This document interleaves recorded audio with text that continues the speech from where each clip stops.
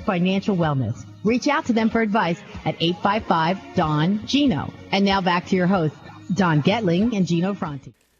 Welcome back to the second half of the Don and Gino Real Estate and Financial right here on your hometown station, AM 1220K, every Saturday, 9 a.m. to 10 a.m. But in case you miss us at times, we have all these shows recorded for you, video and audio, and it's easy. Just go to donandgino.com, donandgino.com. Hey, you also said the V word, videos. Speaking of videos, one of the most entertaining things we do is every single day we perform for you. We put a video together to make that's sure. Right. Yeah, that thing. Yeah. To make sure you're in the know what's happening with the real estate market. Okay, good, bad, or indifferent. We always like to say that we like to debunk the myths of the real estate market and tell you how it really is, because the media has spins to it, and we really.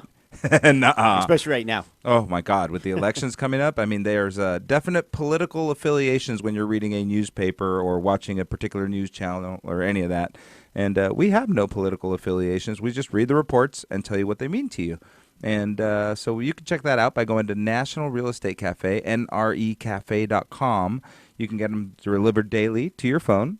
Or you could actually just check out the website. The website's got all the videos. What, over 400 and some odd videos now, Don? That's a lot of videos. And what we do every day is talk about interest rates, real estate market reports, how it is nationwide. This is a nationwide show, not just a Santa Clarita show. Right. And, sometimes it's impactful to see we what's going messing on. with the media, too. Messing with the media, not messing with Sasquatch. What you've got is like, for example, right now, things that are happening in Washington and Oregon are giving us tips of what might be happening here in California pretty soon. So can you imagine? I'm hoping it's rain. Yes. We need their rain, hoping. But we don't need their. You realize up north that they're paying upwards. A standard appraisal here is somewhere around, let's just say $500. Mm-hmm. Up there, because there's a shortage of appraisers. The market's so hot that they have to pay up to $5,500. Yeah, like on the low side of the scale is $1,000. Highway robbery. Yeah. So we're seeing that there's the potential for mass exodus of appraisers here to go work in the Northwest. Don't do it. Don't do it. Because they can they got to get licensed, and they got to do some stuff to do that. They got to be ready to retire and say, I'm out of here. Yeah, buy umbrellas. yeah, get a 4x4, all that stuff. Yeah, okay. But the reality is that other states do affect what's happening here, and Don and I are ahead of the curve by looking at our crystal ball and trying to figure out how that's going to affect us. Yeah, so again, NREcafe.com, or you can get them actually sent to your phone. Little blurbs every day by texting NREC to the number 58885. NREC to the number 58885. That's 5 3 8s and a 5. You get them sent right to your phone. You'll be in the know. All right. We have the man that's always make sure we're in the know when it comes to college planning. And today's topic was the UC system, the realities of it. And we've been going into certain realities and sections of it. But, Rob, Gino, you actually had a great tee up during the Well, break. we were talking during the break, as we usually do, and I said, okay, so we talked about the UC system. It may not be right for you. I can't believe that the depressing fact that with a 3.9 and a great SAT score, I might not get into any of them, or maybe not the one I want for sure. And so what else does it take? If you're hell-bent, you want to go UC, you think it's the right school for you, you want to be in one of the top 4 or 5 UC schools, so you have the grades, you have the scores, now what? Gino, you make it so easy. Okay, so he really wants to know. Oh, I'm sure he does. When it comes to the UC system, I believe there are 5 key factors. You've mentioned 2, GPA and test scores, which I consider the second and third most important values. So that leaves 1, 4, and 5. God, I hope you don't say essays. I sucked at essays. I got bad news. Essay. Hey, essay. So number 1 would actually be your curriculum, meaning what did you take in high school? How much challenge was there in your academic work? Auto. Class. Jeez, you guys, unbelievable. Sewing. Yeah, typing. Because there was a lot of girls in that helping. class. Yeah. Home ec. You guys, Yeah. you're a couple of home ecers, I can see. Yeah. So, the idea of, hey, I want to go to a UC school and I want to study engineering. First question I'm going to ask is, did you push yourself academically in those fields? Did you take an engineering class if it was offered at your school? Did you take AP calculus? Because I know this is going to come as a shock, but you're going to be taking calculus till your eyeballs fall out of your head in college.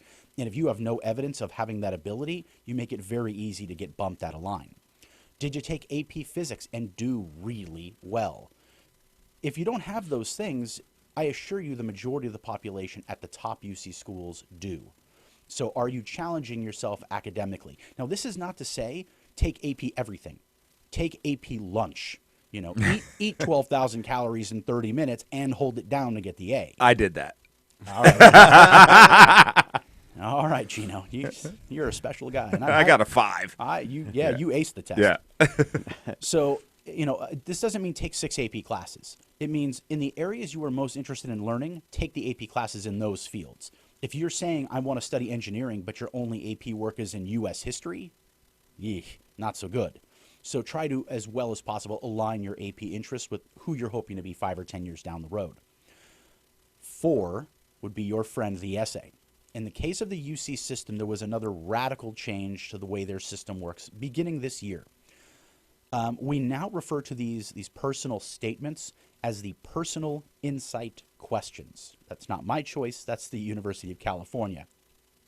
The major change is what used to be you had 2 essay prompts, and you had to write on both of them, and you received 1,000 words total to write both essays. Now you get 350 words per essay, and you have to write 4 essays out of a choice of 8 essay prompts. Now, just so your readers have an idea of what they are, I brought them with me. And if you guys are okay, I'll just kind of read off what those prompts are. For sure. Yeah, and we'll post this. Jen, can we make sure we put this on our site? Mm-hmm. All right. This is great stuff. Yeah, so Jen, our producer of everything, marketing with us, that's for sure. So again, you have 8 options to choose from. You have to choose 4, and each one is 350 words. So it's get to the point, answer the question, be succinct, but also make sure you're talking about 4 distinct ideas about yourself. If you're repeating the same sort of ideas, we're getting the idea pretty quickly that you're a one-track person.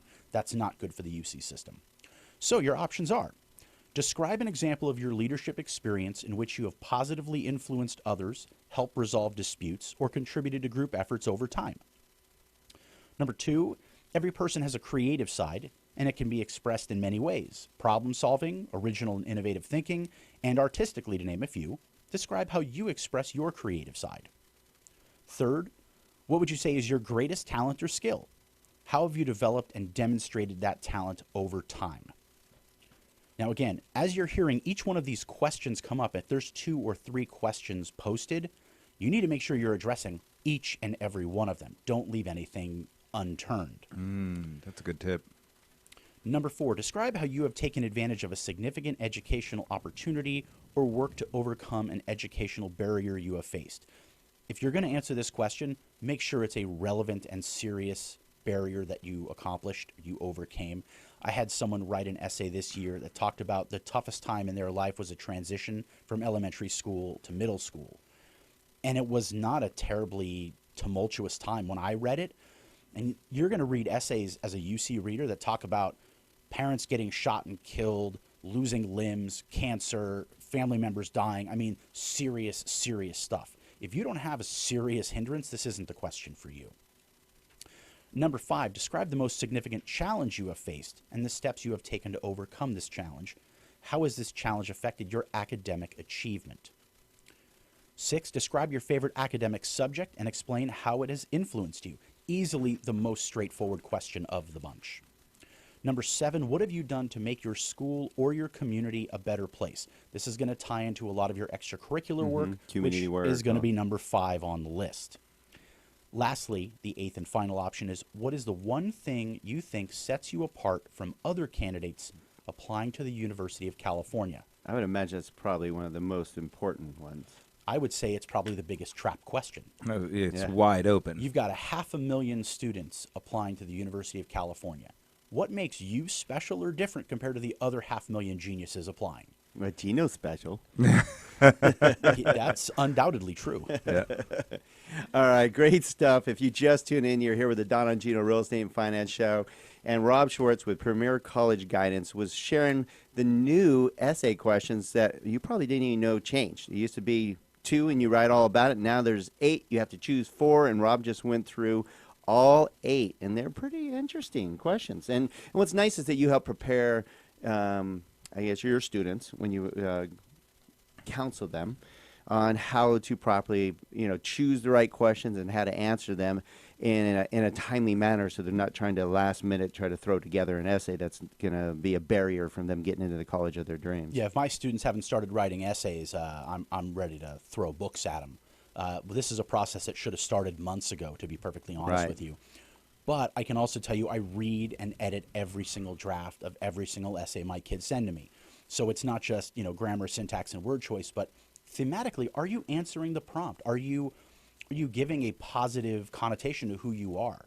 Are you addressing yourself? Because you, in fact, are the person being evaluated, not mom or dad or grandma or grandpa, which many times we get these amazing stories about, how their grandparents came over, and checked into Liberty Island, and they were these amazing people, and we learned so much about them.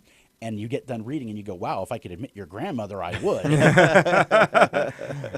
Yeah. That's interesting, too, is as you bring this up, one of the most important things to do is to make sure that also, I'm sure ego comes into play, too, in some of these questions. I'm thinking some of these questions, I'm like, wow, I would answer that very arrogantly, and that would probably not be a good thing. All right, not a good thing to go over our time limit, so we have one more segment coming up. You don't want to miss it, you can tell. We got all this great information. Rob Schwartz with Premier College Guidance. We'll be right back.